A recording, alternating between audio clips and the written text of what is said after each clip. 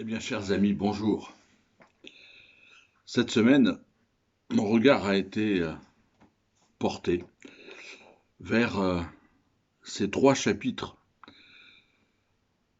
qui narrent la fin des temps. Beaucoup d'amis de l'Église et d'autres ont été touchés par des publications, notamment sur les sites web,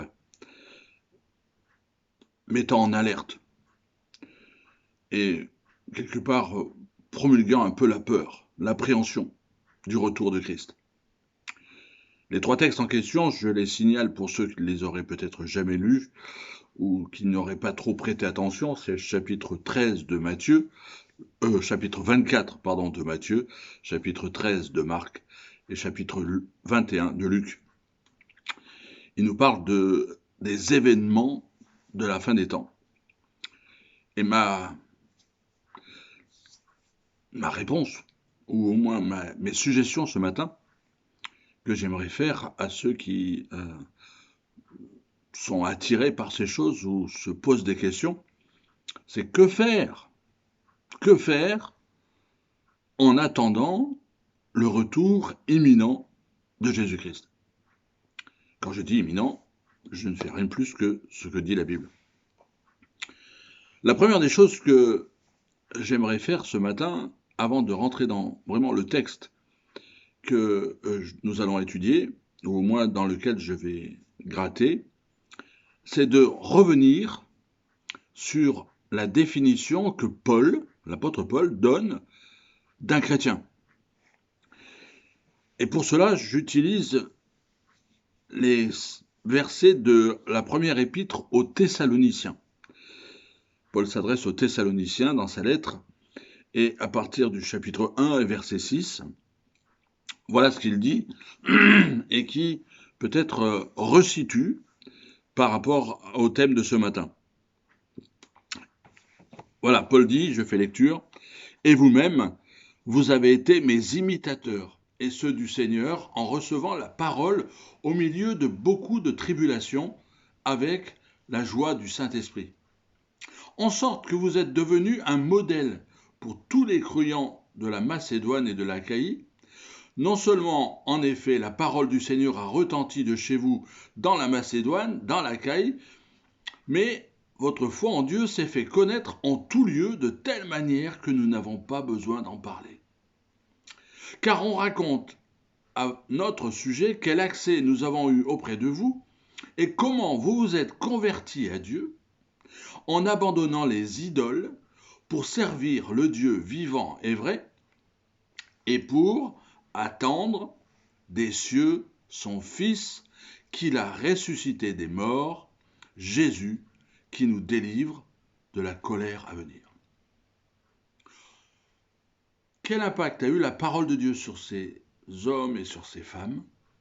Comment ils ont reçu la parole au milieu de grandes tribulations, avec la joie du Saint-Esprit, que leur foi s'est fait connaître, la leur, sans même que Paul ait besoin d'en parler, et quelle a été leur situation en abandonnant les idoles qu'ils servaient pour attendre le retour de Jésus-Christ.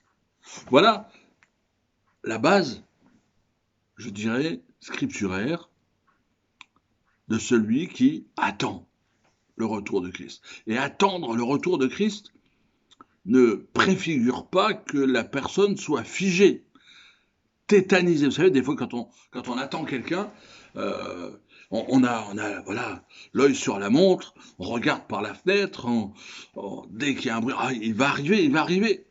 Et c'est vrai, Jésus va arriver de cette manière-là. Par contre, je vous invite à tourner les pages dans l'épître aux Romains. L'épître aux Romains, cette épître doctrinale laissée par l'apôtre Paul, cette épître qui nous enseigne tellement de choses, où il y aurait tellement de choses à dire. Et nous lirons à partir du verset 8, Romains 13, verset 8. Je vous laisse trouver Romains 13, verset 8. Ne devez rien à personne, si ce n'est de vous aimer les uns les autres. Car celui qui aime les autres a accompli la loi. En effet, les commandements, tu ne commettras point d'adultère, tu ne tueras point, tu ne déroberas point, tu ne convoiteras point, et ce qu'il peut encore y avoir se résume en cette parole, tu aimeras ton prochain comme toi-même. L'amour ne fait point de mal au prochain. L'amour est donc l'accomplissement de la loi. Chapitre 13 de Romains, dans le contexte de ce que j'ai situé ce matin, donne aux croyants des exhortations pour leur vie dans ce monde. Si on regarde les chapitres, le chapitre même, soumission aux autorités, paiement de ses impôts, on paye ce qu'on a à payer à qui on doit, on paye le tribut, on respecte. Mais ici, il rentre plus de payer sa dette. Point 1. De veiller. Point 2. De rejeter les œuvres de la chair. Point 3. Et revêtir l'homme nouveau. Point 4. C'est comme ça que nous allons regarder ce texte. Payer sa dette. Quand on a une dette, il faut la payer. Je dois. Qu'est-ce que je te dois? Souvent, quelqu'un qui nous rend un service, un ami, un proche, un voisin, on lui dit, voilà, on met la main à la poche, on dit, je te dois combien? Et souvent, la réponse, voilà, souvent, qui tombe, c'est, tu me dois le respect. Voilà, ça veut dire, c'est gratuit. Vis-à-vis de mes frères et sœurs, vis-à-vis de mon prochain, j'ai une dette. C'est bizarre de le dire. J'ai rien emprunté, j'ai rien acheté. J'ai une dette. Une dette, c'est en principe quelque chose que j'ai contracté. Et là, il dit l'amour. Parmi les choses dont nous devons nous acquitter, il y en a une qui dépasse même toutes les autres. Ne devez rien à personne, dit le verset 8, sinon de vous aimer les uns les autres. Car celui qui aime a accompli la loi. Si nous avons à reconnaître les autorités établies, c'est le début du chapitre 13, nous devons prendre garde à ce que des différends qui pourraient surgir entre les chrétiens ne viennent pas au devant des autorités. C'est une honte. C'est ce que Paul va expliquer aux Corinthiens. C'est une honte si des problèmes concernant les enfants de Dieu, entre eux, doivent être réglés par les tribunaux. Je l'ai dit tout à l'heure, c'est dans la première épître aux Corinthiens, notamment au chapitre 6, si vous voulez lire ces choses. L'amour est le support qui doit être manifesté entre nous. Et là, Paul n'est pas avare. Paul n'est pas avare de cette exhortation. Il va le dire aux Galates. Il va le dire aux Galates, au chapitre 5, par exemple. Versets 13 et verset 14. Galates, chapitre 5, verset 13 et verset 14. Par amour, servez-vous l'un l'autre. Car toute la loi est accomplie dans une seule parole, tu aimeras ton prochain comme toi-même. Tiens, la même phrase. Car toute la loi est accompli dans une seule parole, tu aimeras. Et là, il dit ton prochain. C'est-à-dire pas simplement mon frère ou ma sœur. Waouh! À plusieurs reprises, Seigneur Jésus va utiliser cette exhortation et cite ce commandement. Tu aimeras ton prochain comme toi-même. L'amour est l'accomplissement, la plénitude de la loi. La loi a été donnée pour que l'on aime, pas pour que l'on haïsse, pas pour que l'on ait peur. L'amour ne fait point de mal au prochain. C'est le verset 9 de notre texte, Romains 13. L'amour ne fait point de mal au prochain. Seigneur Jésus nous a donné un magnifique exemple. Par exemple, lorsqu'il guérit l'oreille de l'esclave du souverain sacrificateur que Pierre avait coupé lors de son arrestation. Ce serviteur vient pour arrêter Jésus. Pierre le défend. Jésus répare. Je pense, et je ne suis pas le seul, que ce n'est que lorsque nous comprenons combien le Seigneur nous a aimés, que nous pouvons alors aimer valablement à notre tour. Le problème, c'est l'appréciation. Si nous sommes conscients de la grâce et de l'amour dont nous sommes les objets, nous serons nous aussi émus de compassion. Vous savez, être ému de compassion, ça veut dire quoi? Ça veut dire, quelque part, comprendre la situation difficile de l'autre. Ça veut dire, essayer de... Mais je ne peux pas les laisser comme ça. Je ne peux pas. Quand on voit certaines situations, on ne peut pas simplement dire « J'ai prié pour toi, mon frère. J'ai prié pour toi, ma sœur. » Dieu, il y aura bien quelqu'un qui va s'occuper de toi. Et peut-être on n'est pas la personne pour aider. On n'est peut-être pas la personne qui a les moyens d'aider. Mais on est peut-être la personne qui peut guider vers quelqu'un pour le faire. Et pas laisser la personne se débrouiller. Débrouille-toi. Les disciples n'étaient pas émus de compassion devant les foules affamées. Jésus l'était. Et il a inclus ses disciples dedans. Émus de compassion envers notre frère, notre prochain. Combien parfois nous pouvons nous montrer durs, montrant que nous ne sommes pas conscients d'être objet de la miséricorde divine. Je profite, c'est bien, mais je suis dur.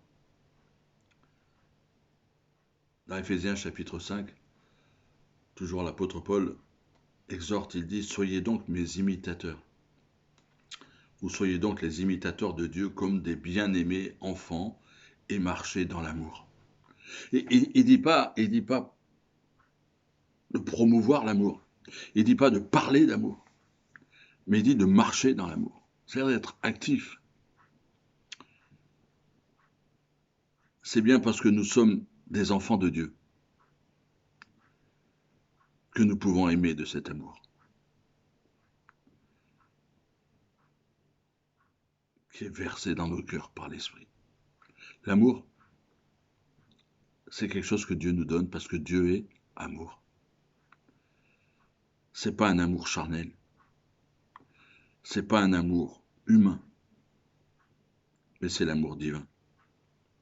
Au point 2, il dit veiller, se réveiller, d'abord.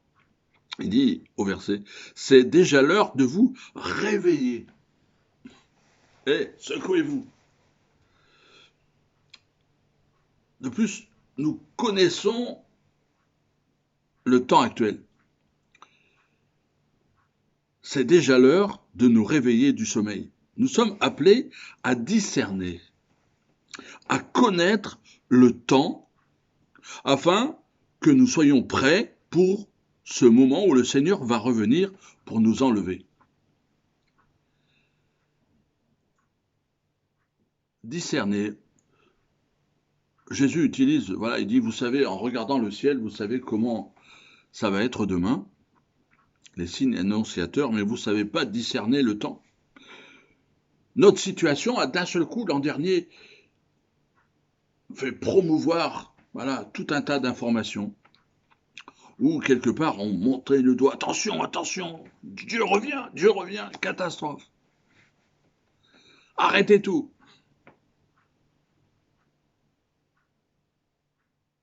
Je ne peux pas tout arrêter.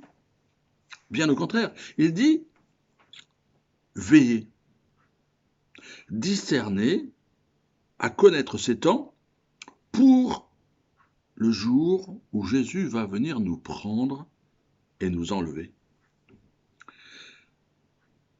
Dans l'Ancien Testament, dans le premier livre des Chroniques, au chapitre 12 et au verset 32, il est dit des fils d'Issachar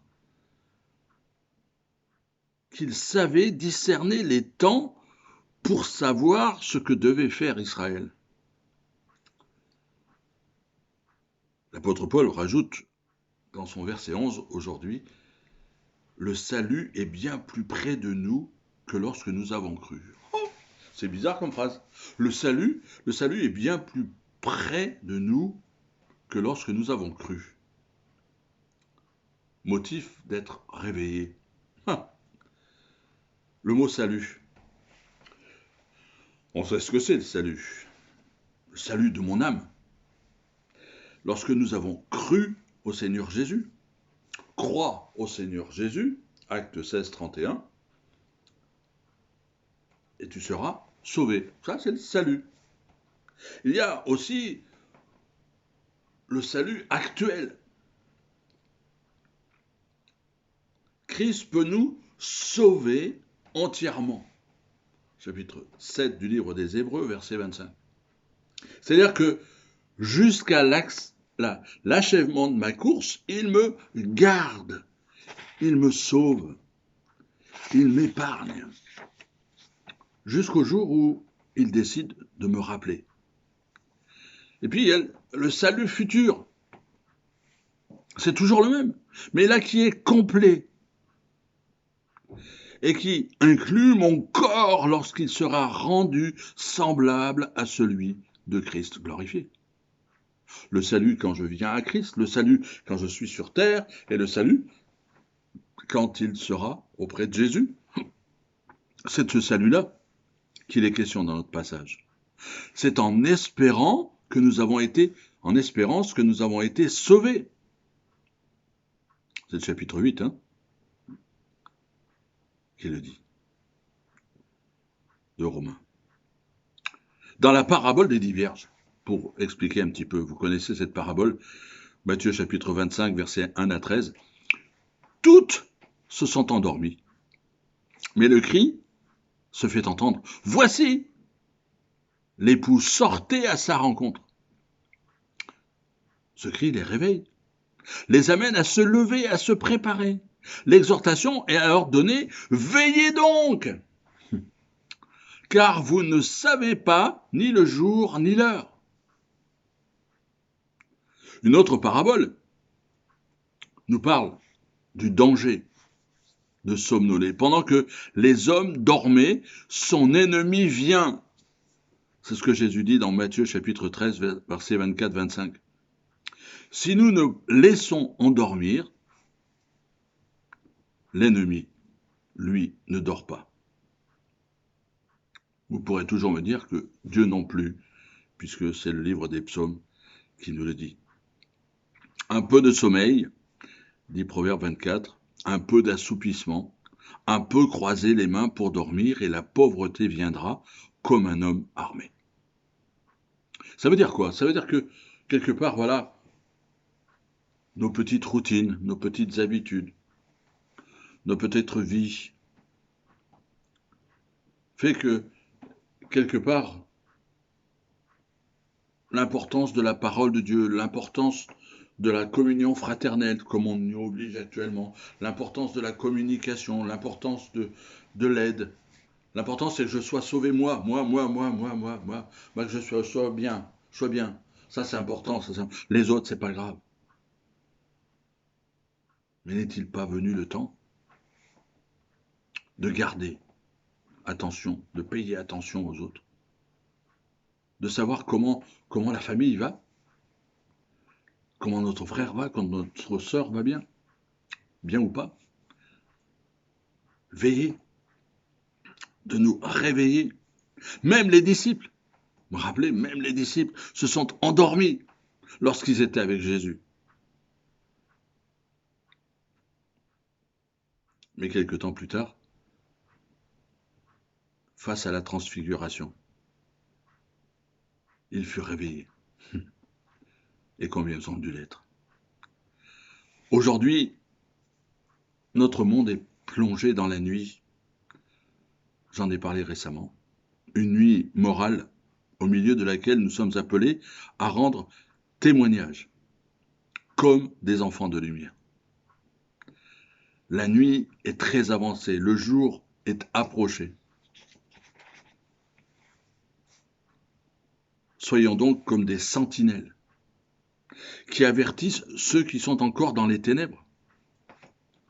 Vous savez ce que c'est qu'une sentinelle? Sentinelle, où en est la nuit? La sentinelle dit le matin vient et aussi la nuit. Si vous voulez vous enquérir, enquérez-vous. Revenez, venez. C'est le prophète Ésaïe au chapitre 21. Les signes nous montrent. L'apôtre Paul, imaginez l'apôtre Paul, en 60 après Jésus-Christ, disait Jésus revient bientôt. L'apôtre Jean, en 90 environ, à la fin du 1er siècle en tout cas, après Jésus-Christ, disait Jésus revient bientôt. Il le cite notamment dans l'Apocalypse. Voici, il vient bientôt. C'est vrai que les événements récents, qui pendant la guerre de 1945, toutes les guerres auraient pu dire mais Jésus revient bientôt. Il revient bientôt. Mais il use de patience, de l'Écriture, afin que toute âme soit sauvée. Le but de Dieu, c'est la réconciliation avec sa créature, pour qu'ils deviennent ses enfants. Le matin vient, mais aussi la nuit. Dieu, il a un plan. Dieu, il a un plan. Il n'a pas un plan de destruction massive. Non. Dieu, il a un plan d'enlèvement massif. Sauf que pour que ça soit massif, il faut que les gens croient. Il faut que la parole de Dieu soit publiée. Il faut que les lumières brillent. Et vous êtes, je suis une lumière qui doit briller dans ce monde. Parce que j'ai reçu cette lumière. Parce que j'ai reçu cet amour. Parce que je ne l'ai pas simplement reçu au passé, mais parce que Dieu continue de faire abonder cet amour dans ma vie. C'est encore le jour du salut. Aujourd'hui, c'est encore le moment de chercher le Seigneur. Il y a une solution, il y a un moyen d'éviter la catastrophe. Nous n'allons pas tous mourir. Le temps presse. Le glorieux matin du retour du Seigneur s'approche. Et c'est pas en ayant une mauvaise attitude, l'attitude de la peur. Je pense pas que la peur amène les gens à décider. Mais Dieu, il a choisi de faire une révolution. Une révolution par l'amour. La Bible, quand la Bible parle du retour de Jésus-Christ, il y aura un jugement sur la terre. Mais avant, est-ce que Jésus nous a attirés, nous, par la peur? Est-ce que Jésus nous a fait peur? Ou est-ce que finalement, c'est par des gestes d'amour? Vous vous rappelez Jean 13, 34, 35? Aimez-vous les uns les autres, c'est à ceci que le monde verra que vous êtes mes enfants, Mais vous, frères, vous n'êtes pas dans les ténèbres. C'est la première épître aux Thessaloniciens, comme ce texte que j'ai lu en introduction, au chapitre 5, versets 4 et 6. Ainsi donc, ne dormons pas comme les autres. Veillez. 3. Rejeter. Rejeter. Une autre attitude, c'est de rejeter. Payer sa dette. Veiller. Rejeter. Le Seigneur ne tarde pas en ce qui concerne la promesse, comme certains estiment qu'il a du retard. Mais il est patient envers vous, ne voulant pas qu'aucun périsse, mais que tous viennent à la repentance. Or, le jour du Seigneur viendra comme un voleur. Et dans ce jour-là, les cieux passeront avec un grand bruit. Les éléments embrasés seront dissous. La terre et les œuvres qui sont sur elle sera brûlée entièrement.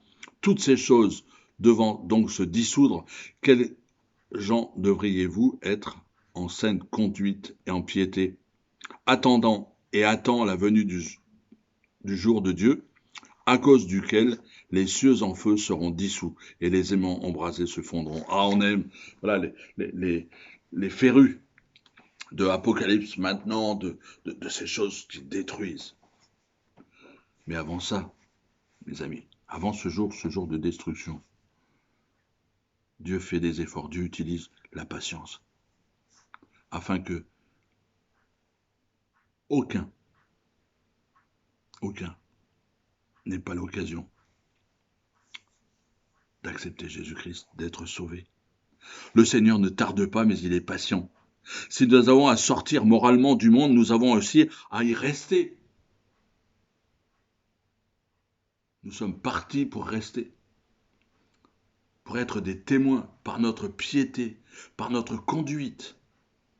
Jésus a dit à ses disciples, « Vous êtes la lumière du monde. Une ville située au sommet d'une montagne ne peut pas être cachée. On n'allume pas non plus une lampe pour la mettre en dessous, mais sur le pied de lampe. Elle brille pour tous ceux qui sont dans la maison.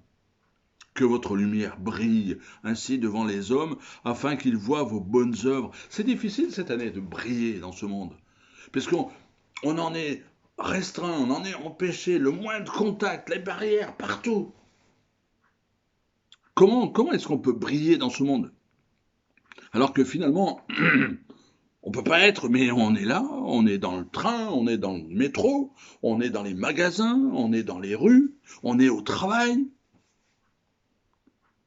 Qu'est-ce qui nous empêche de briller? L'apôtre Paul dit aux Éphésiens, « Maintenant vous êtes lumière, marchez comme des enfants de lumière. Car le fruit de la lumière consiste en toutes sortes de bonté, de justice, de vérité, éprouvant ce qui est agréable. N'ayez rien de commun avec les œuvres infructueuses des ténèbres, mais plutôt réprouvez-les. Car ce qu'ils font en secret, il est honteux même de le dire. Mais tout ce qui est réprouvé par la lumière est manifesté. Car ce qui est manifeste, c'est la lumière. C'est pourquoi il est dit, réveille-toi, toi qui dors, relève-toi d'entre les morts, et le Christ luira. Payer sa dette, aimer, ça n'a pas de fin. Veiller,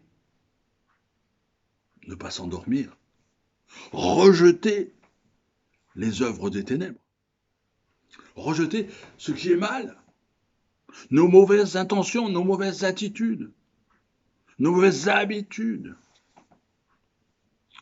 Mettre le doigt sur les choses. On doit prier, Seigneur, tu vois ça, c'est pas bien. Mon attitude, mon regard, mes mots, mes gestes. S'il y a des œuvres à rejeter, il y a aussi des armes à revêtir. Les armes de la lumière. Celles que le Seigneur Jésus, qui est lumière, nous fournit. Il nous apprend à les utiliser. Par-dessus tout, c'est Christ que nous devons revêtir. Ce n'est plus moi qui vis, c'est Christ. Nous savons bien que, par expérience, que l'ennemi, lui, se saisit de toute occasion pour exciter la chair, pour nous faire pécher. Et si même nous ne tombons pas dans le péché grossier telles que les orgies, l'ivrognerie, la débauche. Combien de fois nous laissons entrer l'envie, les querelles, l'amertume, et ça prend de la place dans notre cœur pour écraser les autres. Et on en voit les tristes conséquences. Enfin, en point 4, si on doit rejeter les choses de la chair, c'est revêtir Jésus-Christ. Revêtir Jésus-Christ. C'est ça l'appel, si Jésus revient. Puisque Jésus revient. Quand il revient, je ne sais pas. Je ne l'annonce pas ce matin. Jésus ne l'a pas dit et ne nous a pas laissé. Il a dit juste, regardez les signes. Quand vous verrez ces choses, hein, vous lisez ces 3 chapitres. Matthieu 24, Marc 13, Luc 21. L'exhortation du chapitre 4 de l'épître aux Éphésiens nous appelle le croyant à rejeter le vieil homme. Rejeter le vieil homme, c'est ce que j'ai dit juste avant. Pour nous revêtir de l'homme nouveau. Pour se laisser conduire dans la justice, dans la sainteté et dans la vérité. Les vêtements que nous revêtons est visible.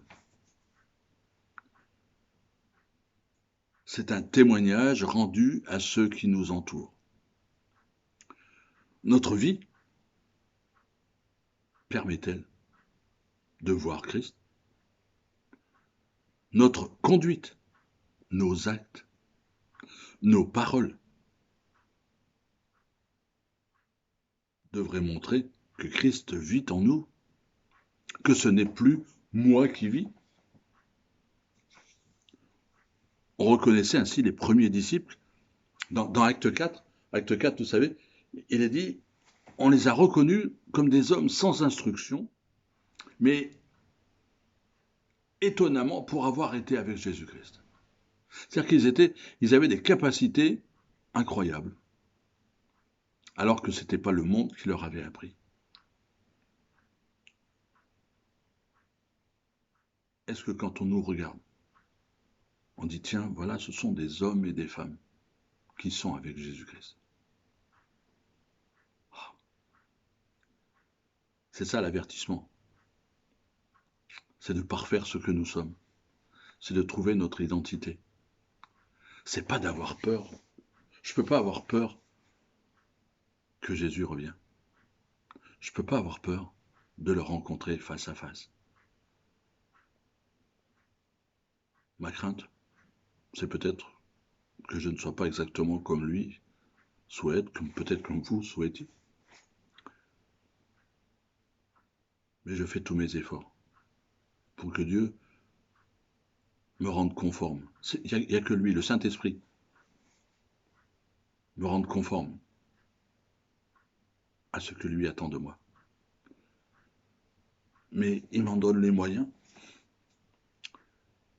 C'est pas mission impossible, c'est mission possible d'être comme Christ.